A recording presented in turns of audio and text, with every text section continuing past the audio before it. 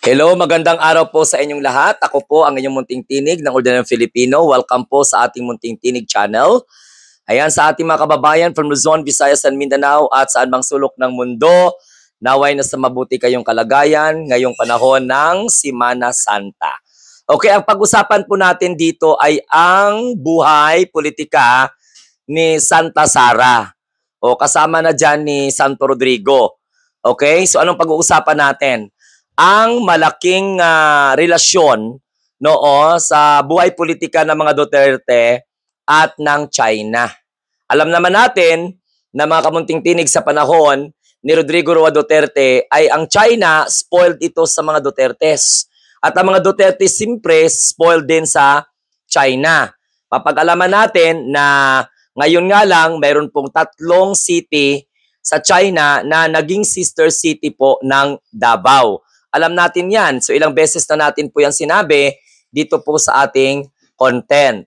So alam nyo mga kamunting tinig, very evident na po talaga ang mga ebidensya na ang China ay umaasa na maging Pangulo si Sara Duterte sa taong 2028. So ano po ang danger na madala nito sa ating mga Pilipino? Malaki sapagkat papayag ba kayo na magiging probinsya ng China ang Pilipinas? Papayag ba kayo na ang West Philippine Sea ay gusto lamang ipamigay nitong mga Dutertes kapag makaupo si Sara Duterte? Kasi magbabayad utang to sila eh. Alam mo, malaki ang kinalaman ng China sa kung bakit gustong ipanalo ng mga kritiko ng gobyerno si Sara Duterte. Pakinggan, tingnan ninyo yung situation. Yung mga alay ng mga Duterte andun na sa China. Pugad ngayon ng mga kritiko ng gobyerno ang China. At ano ang mga ginagawa ng China dyan po sa disputed territory na West Philippine Sea? Pangbubuli, 'di ba? Provocation. So ngayon, nakakagulat na hindi na po silent ang pagsuporta ng China sa mga Duterte. Lalong-lalo na kay Sara Duterte na inaasahan na maging Pangulo ng Republika ng Pilipinas. Kaya todo ngayon ang promotion kay Sara Duterte sa Chinese media. Tandaan po ninyo, ang KOJC na SMNI ay may relationship din sa isang Chinese media doon po sa China. So yun yan mga kaganapan, mga kamunting tinig. Kaya delikado po ito. At tandaan po natin, marami na po ang mga nagbablog. Marami na po ang mga nagsasabi. At tandaan ninyo na ang China nagpapadala na ng mga espiya dito sa Pilipinas. Tingnan nyo ang nangyari kay Alice Guo. O, sa panahon na kung saan si Rodrigo Duterte ang naging Pangulo, nag-appoint siya ng isang economic manager or economic advisor na isang Chinese national na hindi ko maintindihan kung bakit ang isang Chinese national ay gawin mong gabinete ng gobyerno, gawin mong economic advisor. So since ginawa ni Rodrigo Duterte si Michael Yang, isang Chinese national na economic advisor, nag-prosper itong operation ng Pogo. At yung Pogo na ito ay naging pugad ng mga illegal activity. Pugad ng human trafficking, may mga murder pa na mga nangyayari, at kung ano-ano pa. So mga kamunting tinig, walang mensahe si Sara Duterte at saka si Rodrigo Duterte nung hindi pa siya nakulong doon sa International Criminal Court sa The Hague against sa Pogo. Bagkus pinagmamalaki pa. At yung presidential spokesperson ngayon, noon ni Rodrigo Duterte na si Harry Roque, ayun, naghingi na ng asylum sa Netherlands. Pero hindi pa po aprobado. Kaya pwede pa po siyang ma-extradite sapagkat ang National Bureau of Investigation ay nagpaakyat na po, nagsampa na po ng kaso. Okay? Na inciting to seditions and violation sa Cyber Crime Act. So mga kamunting tinig, papayag ba kayo? O mga Duterte supporter, mga DDS dyan na anti-Marcos and anti-government. Papayag kayo na mayroon tayong isang presidente sa 2028 na magiging tuta at sunod-sunuran sa China dahil po sa utang na loob? At hindi po malayo na pwede nating magduda, pwede tayo mag-speculate na baka nga yung mga pondo na gagamitin nila sa 2028 ay pera pa ng Pogo. Kasi may nawawalang mga pera ng Pogo eh. Kasi mga operator ng Pogo nawawala na ngayon. Kasi nga pinasarado ng Marcos administration. At talagang binanggit po ng Pangulo yan, Bongbong Marcos sa kanyang State of the Nation Address.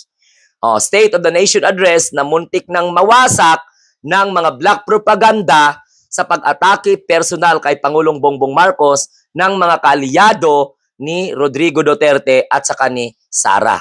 Nakakabahala mga kamunting tinig na talagang aligagang-aligaga ang Chinese government sa pamamagitan ng Chinese media sa pagpopromote kay Sara Duterte. Ano kaya ang interest ng China sa politics ng Pilipinas na gusto nila na manalo si Sara Duterte para ituloy-tuloy kung anuman po ang mga secret deal or mga gentleman's agreement na parang naglahong palang bula ngayon na inaakusa kay Rodrigo Roa Duterte. So hindi kami papayag, pero iwan ko lang bakit sa mga Duterte Dihad supporters parang gusto ata nila na sakupin tayo ng China. Parang gusto ata ng mga DDS na magiging probinsya tayo ng China at madagdagan pa ang mga syudad ng Pilipinas na sister ng China. Kasi as the moment, parang may tatlong syudad sa China na kung saan ay nagiging sister city po ng Davao. Kaya kung titingnan po ninyo, pag pumunta kayo ng Davao, ang daming Chinese sa Davao. Plus, pag pumunta ka ng Cagayan, ang dami ding mga Chinese nationals sa Cagayan. Yung mga lugar na yan, baka nga siguro, hindi pa nahuli. Tingnan ninyo, si IDG at mga operation natin, mga operatives natin, baka dyan sa Davao, mayroong pogo dyan, pero patago-tago lang. Kasi ang mga Chinese businessmen na kung saan ay may kinalaman ang kanilang negosyo sa droga based sa investigation ng Quadcom, nako, mga sangkot pa nga sa Farmally, ang daming mga anomalya ng mga Chinese nationals na nandito po na mahagi o namamahay na, nagsistay na sa Pilipinas. Pero delikado to. So ano ang interest ng China? Bakit gano'n na lang ang kagustuhan nila na mapataas ang rating ni Sara Duterte? Baka nga yung mga rating na yan, pera pa ng Pogo ang ginamit dyan para lang mapaangat ang rating ni Sara. Santissima Trinidad, nag-survey ako. Out of 16,000 votes, 4% lang or 6% ang pumapayag na gustong maging Pangulo si Sara Duterte. O ngayon, nasaan na yung mga Duterte Dihad supporters na keep on bashing and bashing sa munting tinig?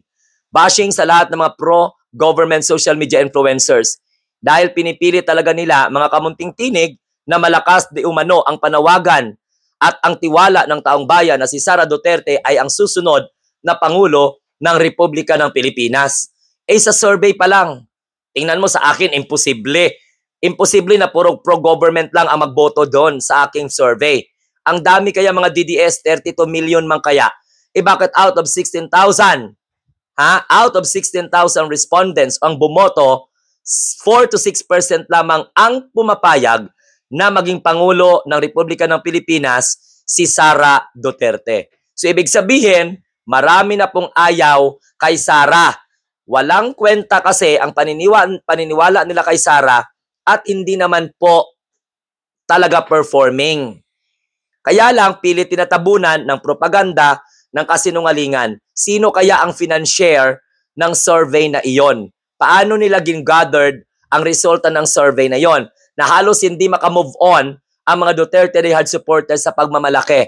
Siyempre, hindi din tayo pwedeng mag-move on sa pagpapaliwanag na yung survey na yon ay bahagi lamang po ng black propaganda o propaganda in general ng mga kaalyado ni Sara Duterte dahil yun lang po ang kanilang alas. Ang magmamanipula, magsisinungaling, magpapaniwala sa mga tao na si Sara Duterte ay mahal pa ng sambayan ng Pilipino. Asa ka nakakita? Paano mo mamahalin as ang vice presidente na hindi marunong sumagot sa mga katanungan ng people's representative? dahil may tinatago. Ganon. Paano mo papaniwalaan ng taong bayan ay gusto maging presidente si Sara sa mga survey, legit na survey ha, hindi lamang po, maniwala kayo sa 1,200 respondents compare sa 18,000, 20,000, 30,000 na mga nagsasabi sa social media. Isang account pa lang yan na hindi po sila papayag na maging Pangulo ng Republika ng Pilipinas si Sara. Kaya nga pilit nilang hinaharangan ang impeachment. Kaya nga gumagalaw ang mga kaalyado ng mga Duterte sa Senado para mapatagal ang impeachment process, impeachment proceeding. Pero nakakatatlo ng hearing pagdating po sa ngaw-ngaw ng Bilatra nga si Amy, di ba? Nga, Diyos ko, Santissima Trinidad, mas mahalaga pa ang mga Duterte sa pamilya niya, no? Kaya nga, ito talaga ang tinuturo ni Chis Escudero siguro na mga propeta ng kadiliman. Kaya kayo, mga kamunting tinig dyan, huwag tayong tumigil at saka mga DDS huwag magpakatanga, huwag magpakabobo. Isipin po ninyo, bakit todo promote ang media na nakabase sa China sa mga kung ano-ano man na mga usapin patungkol sa Vice Presidente ng Pilipinas na walang kwenta, na walang animo. Dahil tatalian nila sa leeg na parang asong ulol si Sara Duterte kapag po siya ay manalo. At ano ang interest ng China? Number one, para matuloy ang kanilang expansionism principle at magiging sa kanila ang West Philippine Sea na walang kahirap-hirap. Kaya ang lakas ng loob ng China dahil may mga backup sila dito ng mga politicians na mga modern makapili. Oo, na sinusuportan ang kanilang narratives kaysa sa narrative ng Armed Forces, ng Philippine Coast Guard at ng gobyerno in general. Kaya tingnan po ninyo si Rodrigo Duterte. May comment ba about sa West Philippine Sea? Wala. Si Sara Duterte na todo-promote ng China ngayon, they already conditioned the mind of the Filipino people and Chinese people na ang susunod na maging Pangulo ng Republika ng Pilipinas, si Sara Duterte, despite of what we call this, nakaambang impeachment proceeding or impeachment trial. So mind conditioning at naninindak na, ganito, China, suportado kami ng China. Tapos sabi naman ng China, suportado namin si Sara Duterte para magkaroon sila ng support internationally. Pero nakikita po ng buong mundo kung gaano ka-inefficient, ineffective, at kung gaano ka-traidor sa bayan, at kung gaano po kawalang kwenta ang Vice President. Gaano ka-corrupt based po sa resulta ng investigation. Okay?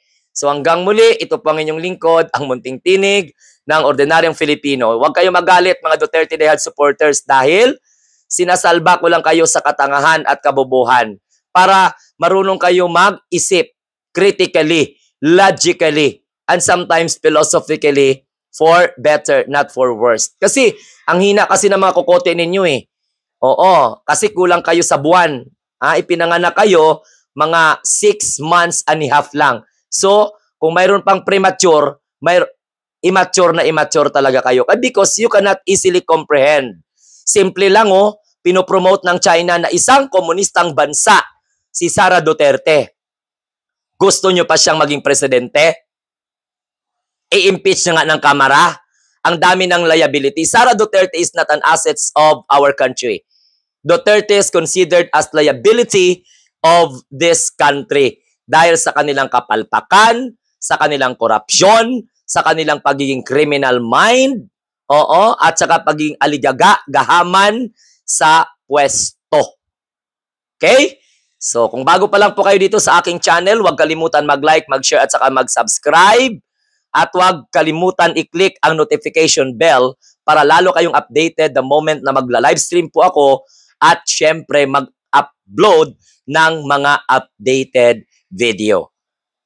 Duterte supporter, wag mapikon. Holy Week ngayon.